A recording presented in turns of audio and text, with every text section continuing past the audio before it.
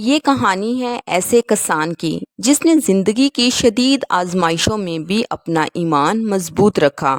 یہ کوئی قصہ صرف فصل اور زمین کا نہیں بلکہ صبر، دعا، عزت اور اللہ پر پختہ یقین کا ہے۔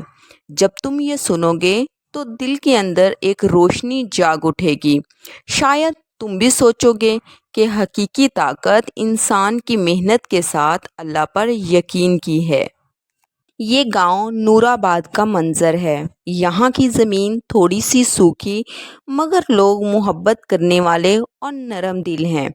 اور یہ کہانی ہے اس گاؤں میں رہنے والے احمد کی۔ احمد صبح سویرے گھر سے ہل لے کر کھیت کی طرف بڑھا۔ اس کی آنکھوں میں عجیب سی کشش تھی، کم سن مگر دل میں ایک بوڑھے کی سمجھ۔ احمد نے کھیتوں کی طرف جاتے ہوئے اپنی ماں کی دعا لی۔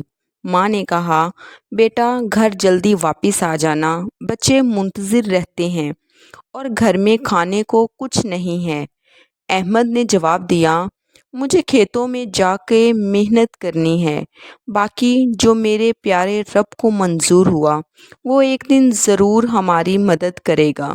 چھوٹا بیٹا احمد سے بولا، ابا کیا اس سال بارش ہوگی؟ احمد نے پیار سے بیٹے کا ماتھا چھوتے ہوئے کہا، بیٹا اللہ بڑا مہربان ہے، دعا کیا کرو۔ پچھلے 2 سال سے بارش نہیں ہوئی تھی۔ احمد کی زمینیں سوکھ چکی تھی۔ وہ بار بار محنت کرتا مگر ناکام رہتا۔ احمد کا قرض دن بدن بڑھتا جا رہا تھا۔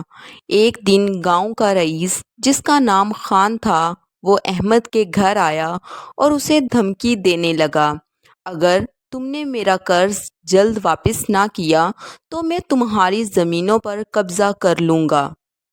احمد کا دل رنجیدہ ہوا مگر اس نے ڈٹ کر کہا، یہ زمینیں میرے باپ دادا کی محنت ہے، میں اس پر کبھی کسی کو قبضہ نہیں کرنے دوں گا۔ جب رئیس چلا گیا احمد پریشان ہو کر بیٹھ گیا۔ احمد کی بیوی نے کہا، اب ہم کیا کریں گے؟ قرض کیسے اتاریں گے؟ بچوں کی پرورش کیسے کریں گے؟ احمد نے ہاتھ اٹھا کر کہا، ہم اللہ سے مدد مانگیں گے، جو سب کو دیتا ہے وہ ہمیں بھی دے گا۔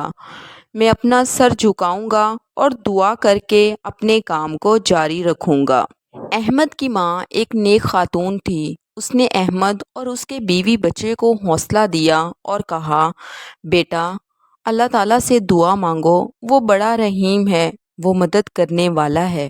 ایک دن احمد نے بڑی امید کے ساتھ آسمان کی طرف دیکھا اور کہا، یا اللہ تو بہتر جانتا ہے، ہمیں رزق دے، ہمیں عزت دے، ہمیں اپنے راستے پر چلنے کی ہمت دے۔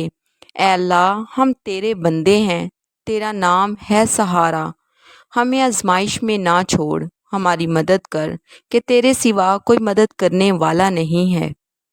گاؤں والے جب بھی احمد کو دیکھتے اس پر ہنستے اور کہتے، اگر یہ زمین پر اٹکا رہا تو کبھی اس کا قرض نہیں اترے گا۔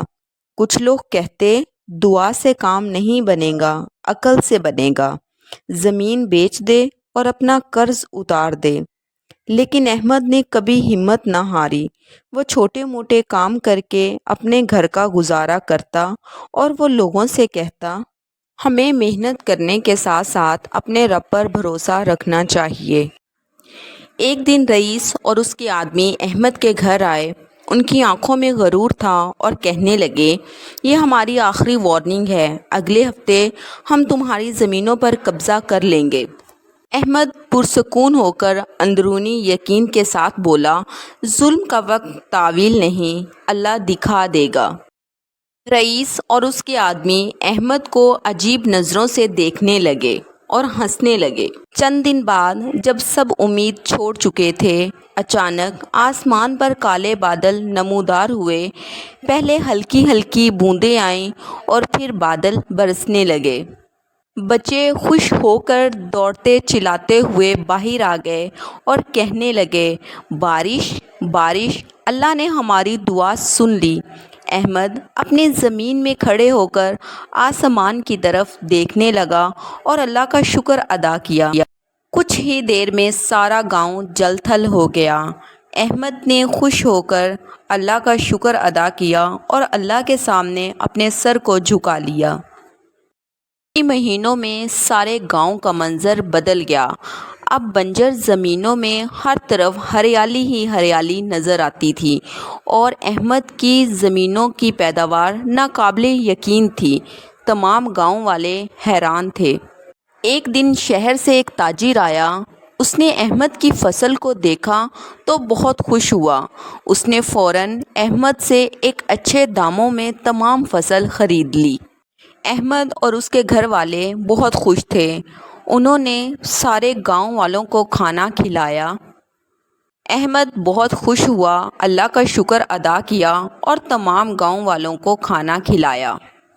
اور تمام گاؤں والے جو کبھی احمد پر ہنسا کرتے تھے اور اس کو مشورے دیتے تھے کہ وہ زمین بیچ دے، آج احمد سے مدد لینے کے لیے آئے۔